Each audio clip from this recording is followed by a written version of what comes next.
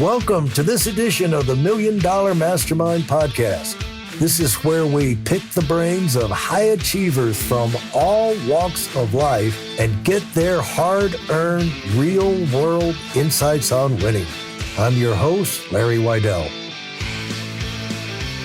Now, how did you develop your, and I'm sure you won't take offense to this, and because I think it's part of the reason for your success, is you have a unique take on a lot of the things going on in life, in business, and people, humanity, with the tribes, and you're kind of this outside observer, and you have it come at a different angle. Where does that come from, do you think?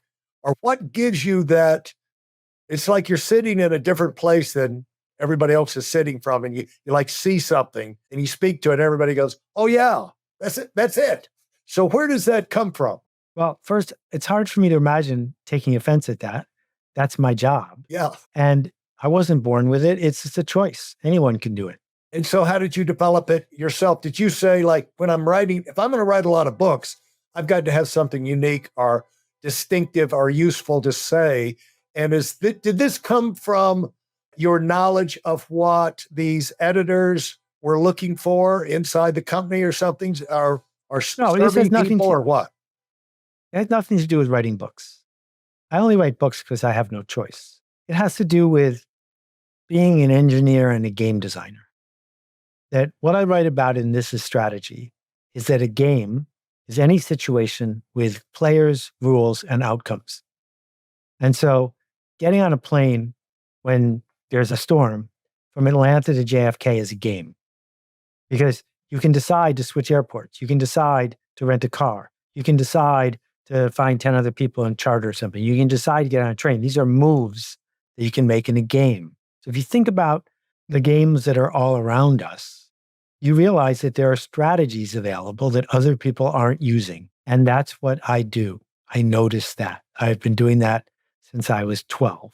But I chose to do that because I can't dunk a basketball and I can't beat someone in an arm wrestling match, and I'm too lazy to outstudy them. But what I am willing to do is lean into the liminal space of what happens if this strategy gets used instead. And because I'm a teacher, once I see a strategy that could be used, I try to tell other people about it. Now, when you say you're a teacher, talk about that. Where did that come from? I mean, were you a teacher before you started writing books? Oh, yeah, for decades before I started writing books. I think being a teacher is also a choice. It says the most generous thing for me to do is share my strategy, not hoard my strategy. Yeah. And great salespeople, in my experience, are teachers. That if a salesperson shows up and says, I got to remember this brokerage firm came to me and said, you have to sign an NDA. We have a secret way for you to make money and not pay taxes. And I said to them, number one, I'm not signing an NDA because if it's a secret, there's probably something wrong with it. And number two, I like paying taxes, so no. And it turns out that like dozens of the people who did sign the NDA went to jail, because if someone's hoarding things and not teaching, then they're afraid of something. But if you see something and can generously outline to other people a better way for the game to be played, you earn trust and the world gets better because other people are doing things better. When in your career growing up, did you discover, I'm not going to be able to dunk a basketball? I'm not. Was that a goal? Was athletics success a goal growing up? I think almost everyone we know carries middle school around with them. No. I don't know if you do. I hope you don't, Right. but you probably do. Middle school is a horrible place filled with horrible people. And what happens in middle school is challenges of status and affiliation, mostly status, but the affiliation of who's sitting at the lunch table with you, who are you better than, Right. what's the hierarchy. And status and affiliation stick with us for the rest of our lives. And it was pretty clear to me in 7th grade that what was commonly allocated in status was not going to come my way, because I did not have a head start in the traditional measures of status among 12-year-olds. And if you talk to a lot of successful people who became successful as adults, they had the similar experience that if you're easily popular when you're 12, it's easy to get stuck in being easily popular going forward. But if you're not, then you might be spending time looking for a different game to be played with different people. And how did this dawn on you? You know, how clear was this? That was there an experience that came along that crystallized this? Because it sounds like a detached view of like, I'm watching Seth go through middle school and things are not clicking here, but he's not. And so he needs to think other ways. So how did you get this detached viewpoint? Was that an adult input or friends or? No, I think a lot of us carry around middle school trauma. I don't think my middle school trauma is any worse than most people's. And if you're not going to internalize it and make it part of yourself, then you have to look at it from a distance. Because I'm not 12 anymore. Yeah. So I can see that 12-year-old kid. It's not me, it's that 12-year-old kid. The other thing I talk about a lot in the strategy book is time. And like you and I are both present in this moment. Tomorrow, this will be a memory. Yesterday, it's something we were looking forward to, but we're still us. So our strategy needs to say, I am here today. Where do I hope to be in the future? And who am I taking with me when I go? And too often, people in business get hung up on making their quota or closing the sale or winning. And I'm not comfortable with winning because the infinite game is about playing. It's not about winning, but the goal isn't to end the game, it's to keep playing the game. Yeah. And so I won't go there, but anyway, you and I are on the same page. And the idea is that I tell people I was never going to be a professional athlete due to my lack of speed and lack of height. Although I played all sports, I was I never got a nibble in terms of a college scholarship, but I was a big hero in high school. And the way you do that, Seth, is you go to very small schools. You always get to start because there's nobody else around. But the thing is, the one thing I learned is that winning is better than losing. I like the taste of coming out on top, trying something and then have it turn out right, rather than getting egg on your face. And it's better to be accepted if you submit a book offer than turn down 900 times. But you know that the way you went through that is very instructive, and I've never thought about it. But in my learning how to sell early in my sales career, I went through a similar process where you're not making sales, but you're getting more and more positive feedback. People would say, not for me, but I can really tell you're going to be great at this. And I'm thinking, that's really not going to help me buy groceries for my wife and kids that are at home. But anyway, thank you. And so it does. You're smart to pay attention to those signals on the way up. Either you're getting those or you're getting, it's like in anything, you're getting closer, you're getting further away. And as you came up, one thing I hear, I'll just say, I hear from you, even in middle school, you had an attitude inside you that I want to accomplish something some way, somehow. I don't want to be the guy ignored over the wallflower over in the lunchroom in middle school and go through life in my parents' basement and nobody knows I live. I want to be somebody that accomplishes something positive in society where, you know, and you get those good feelings from impacting in a positive way. Somehow you came up the ladder with that. And did you have a big family or family of accomplishment from your parents? Or sometimes people say they're hard workers or something, you know? Yeah, I definitely won the parent lottery. I'm not sure it pays to go into it because we don't get to pick our parents. I'm really pleased that I ended up with who I ended up with. The question that's more interesting to me is, well, now what are you going to do? Right.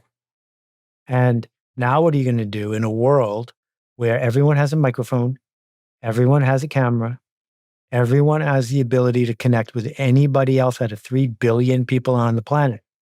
We live in a world where since I was born, we have invented 7 billion jobs.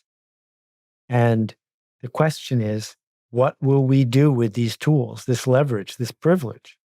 And it's super easy to get stuck on, I didn't have parents like Seth, or to get stuck on, I grew up with the wrong middle school or whatever. Yeah, that happened. But now what are you going to do about it? Yeah. The magic of this moment in time is, even though the media tries to make us distraught and to believe that there's no opportunity left, there's more change happening right now than has ever happened in the history of the world. And for me to be able to sit with Claude.ai and have a conversation with $1 trillion artificial intelligence device for $20 a month, knows how to understand and write and has read every book ever written, like, how dare we go back to watching Netflix? What an opportunity to find a new way to make things better. And the point, that's not going to happen if you are feeling sorry for yourself or you feel like you don't have a disadvantage. But what you find, Seth, is where I would take issue with is like, if you won the parent lottery, big damn deal, because there's millions, hundreds of millions of people who won the parent lottery and turned into drug addict, losers, narcissistic. So like, where did this come from? Right. And so the thing is, that's just because you have the parents and you have, on the other hand, people who came up with nothing. All the parents were killed or they were. One of the amazing guys, and I don't comment on these guys much, but a guy like a LeBron James in basketball who's never been picked up drunk anywhere, out with other women, any kind of rumor of anything. He's raised, and his father was in jail. His parents were drug addicts, this, that, the other. And he's got all the pressure of this athletic ability, which is enough to crumble anybody.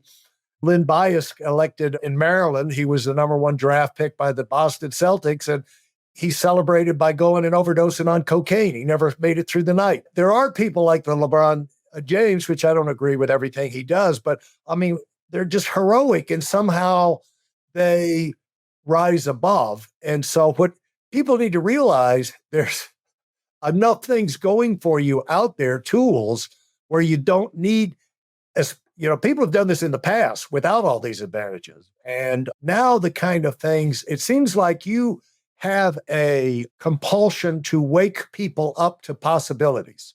Would that be fair to say? Yes. And part of that, how does that transformation come from people? How do you ignite that? And what do you find works? Because you write books and then you have people respond back to you like, thank you for doing this. Thank you for doing that. I was going in that direction and I heard this. And I changed. What have you distilled from that feedback of putting out transformative type ideas over your career, and then hear people come back to you who have gone through those transformations? What comes to you as kind of trigger points? And I'm sure it's different with everybody, but are there things that come up more often than not and things that we could learn from and use? Because in a leadership position, you're always trying to help people through these situations. You're always asked for your advice, and there are people that are looking for answers. And the more you can kind of zero in on the thing that'll probably trigger the positive turnaround, the better. And so have you noticed anything from the feedback you've gotten from your books? So what you're talking about is pedagogy. Pedagogy is the science of learning about how people learn. Yeah. And I have discovered two things. One, I've never met anybody who says, I read all the graphs and charts and tables, and you have proven your point. I have changed my mind. People change their approach because they read a story, because they internalize a story. And the second thing is, the single best way to get people to take action is not for them to come to the conclusion they were wrong. It's for them to come to the conclusion that they were right all along. They were just doing it wrong. So not trying to change where someone seeks to go, but turning on lights to help them get there.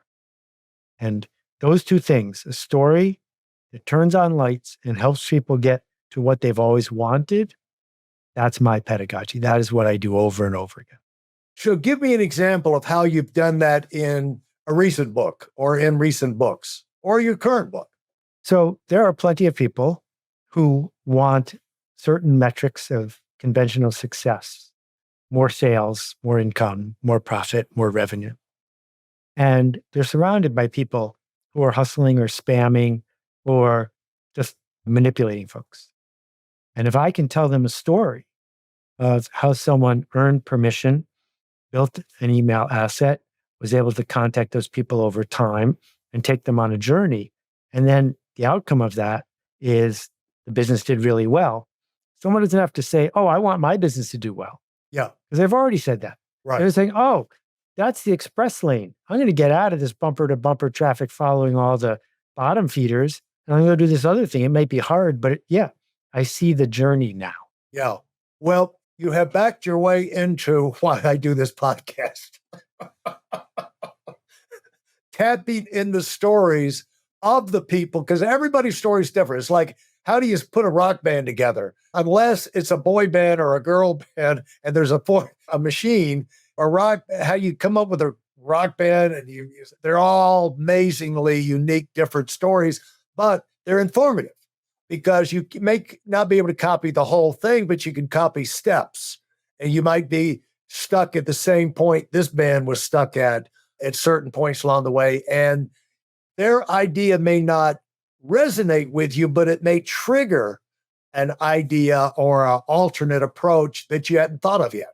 And so that's really what I try and do on here. Is what I found is that if there's one of the shortcuts to success is being around people that have had more success than you have in life, and just being exposed to them and listening and see, like, greatness is caught and not taught.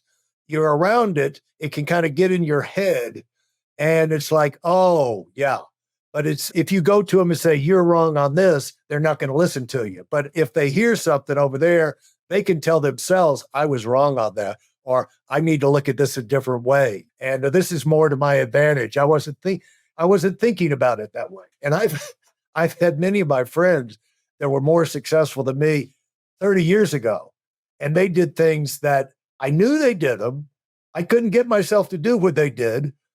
Now, 30 years later, they explained to me what their thinking was. And I said, I wish I'd known that, because I would have probably double timed what you were doing, because I could see why it would pay off for me. But the stories wake up the emotion and allow people changes to happen, molecular changes to happen that would not happen. And then when they do, people are able to slide more into where their mind and body wants to be. They're able to go through this difficult adjustment like, okay, now I can do it. I'm comfortable with it. I'd like to thank you for listening to part 2 of this episode of the Million Dollar Mastermind podcast. Timing is everything. You may feel that now is the time to get moving forward so you can do something even greater with your life. Now, if that sounds like you, I've got a free training video to show you how that transformation can take place. Getting introduced to how the cycle of success works has been a major transforming event for so many current $1 million earners. And that's exactly what this video is all about. And yes, it's completely free. Join us at the video at weidelonwinning.com, and thanks for being part of our community.